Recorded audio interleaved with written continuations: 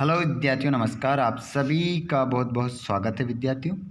आप सभी का पेपर जो है 16 दिसंबर को आप पेपर देने वाले हैं 80 नंबर का संस्कृत का।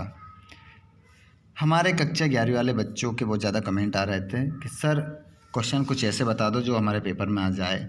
तो मेरे भाई आप टेंशन लेने की आवश्यकता नहीं है।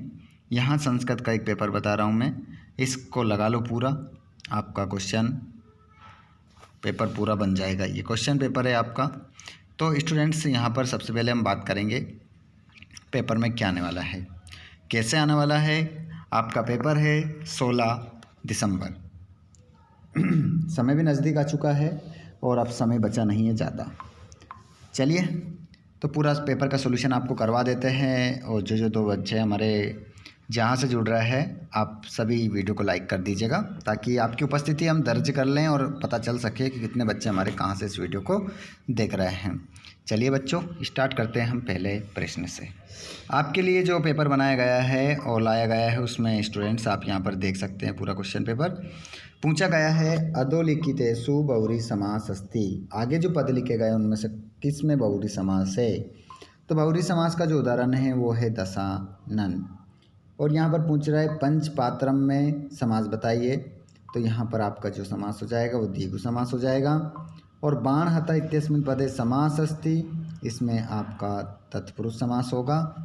अगला क्वेश्चन है आपका नमस्ते। नमस्ते का संधि विच्छेद करना है और संधि का नाम बताना है। तो आपकी जो संधि होगी वो होगी विसर्ग संधि। अगला प्रश्न है अनदर इत्यस्मिन् पदे समास अस्ति। तो अनदर में आपका समास कौन सा होगा, वो हो जाएगा आपका नन तत्पुरुष समास। अगला प्रश्न आप देखेंगे विद्यार्थियों, तो यहाँ पर आप देखेंगे कि उचित विकल्प चुनकर लिखिए। यहाँ पर कह रहा है कि अधोलिखितेषु अव्ययम अस्ति। आगे जो पद लिखे गए उनमें से कौन सा किस पद में अव्यय है। तो यहाँ पर आपका जो अद्य है ये क्या है, अव्यय है। तत्र बालकाः क्रीडन्ति अस्मिन् वाक्ये अव्ययमस्ति। तो यहाँ पर तत्र क्या हो जाएगा, अव्यय हो जाएगा, जो ऑप्शन नंबर 1 में आपको मिल रहा है। आगे पूछ रहा है कि प्रचार्य में बताइए उपसर्ग किस उपसर्ग का प्रयोग हुआ है। तो यहाँ पर आपका आंसर होगा प्रा। छोटा वाला प्रा आपका हमेशा उपसर्ग होता है, बड़ा वाला प्रा उपसर्ग होता ही नहीं है। अगला प्रश्न देखिएगा, और अगले प्रश्न में आपसे कह रहा है अधोलिखितेषु अव्ययम नास्ति। आगे जो 4 पद लिखे इनमें से कौन सा अव्यय नहीं है। तो राम हमारा जो है अव्यय नहीं है, बाकी सब क्या है, अव्यय है। आगे देखिए 5वां प्रश्न अग्निम विना धूमः इत्यस्मिन् वाक्ये अव्ययमस्ति। इस वाक्य में बताइए कौन सा अव्यय है। तो हमारा जो विना है ये क्या कहलाएगा, अव्यय कहलाएगा। अगला क्वेश्चन आप देखेंगे स्क्रीन पर। जिन बच्चों ने चैनल को सब्सक्राइब नहीं करा है, चैनल को सब्सक्राइब जरूर करिएगा विद्यार्थियों, ताकि आपको आगे भी इसी प्रकार अपडेट मिल सके। देखिए क्वेश्चन नंबर 3, उचित विकल्पम चित्वा लिखत। उचित विकल्प चुनकर आपको लिखना है। कहा जा रहा है अधोलिखितेषु कत्वतु प्रत्यय अस्ति। आगे जो ये प्रत्यय लिखे गए हैं, मतलब जो शब्द लिखे गए इनमें से किस में कत्वतु प्रत्यय है। तो कत्वतु की एक ही पहचान होती है, जिसके पीछे वान रहता है उसमें कत्वतु प्रत्यय होता है, आगे क्रिया होना चाहिए। तो दृष्टवान आपका सही उत्तर हो जाएगा। अगला प्रश्न है बालिका इत्यस्मिन् पदे प्रत्यय अस्ति। बालिका में आपको प्रत्यय बताना है, तो टाप प्रत्यय आपका सही उत्तर हो जाएगा। अगला क्वेश्चन है ज्ञातुम इत्यत्र प्रत्यय अस्ति। ज्ञातुम में आपको क्या बताना है, प्रत्यय बताना है। तो यहाँ पर आपका जो आंसर होगा वो ज्ञातुम में जो प्रत्यय हो जाएगा तुमुन आपका सही उत्तर होगा। अगला प्रश्न आप देखेंगे यहाँ, उसमें आप बताएंगे आदाय में प्रत्यय आपको बताना है। तो इसमें ल्यप्य प्रत्यय आपका उत्तर होगा। और जगन्नाथ इत्यत्र संधि अस्ति। तो जगन्नाथ में आपको जो संधि बताना है वो संधि का नाम होगा व्यंजन संधि। आगे बढ़िए अगला प्रश्न की ओर। प्रश्न नंबर 4 में आपसे कह रहा है कि पट्टी इत्यत्र लकार अस्ति। पट्टी में कौन सा लकार है। तो आपका आंसर हो जाएगा लट लकार। अस्तु इत्यस्मिन् पदे धातु अस्ति। यहाँ पर कह रहा है अस्तु में धातु बताओ। तो अस धातु आपका आंसर होगा। और अगले प्रश्न में कह रहा है कि गच्छति इत्यत्र वचनम अस्ति।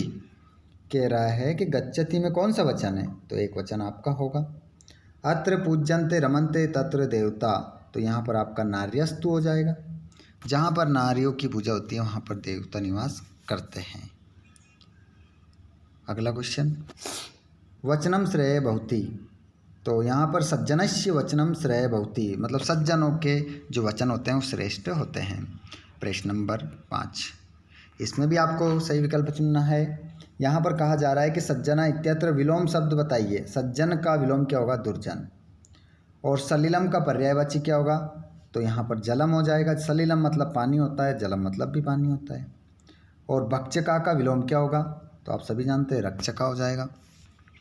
अगला क्वेश्चन देखेंगे आप, अधोलिखितेषु पंचमी विभक्ति अस्ति। आगे बताना है इन 5 शब्दों में से पंचमी विभक्ति किसमें है? 4 शब्दों में से, माफ़ कीजिएगा, 4 शब्दों में बताइए कौन से शब्द में 5वीं विभक्ति लगी हुई है।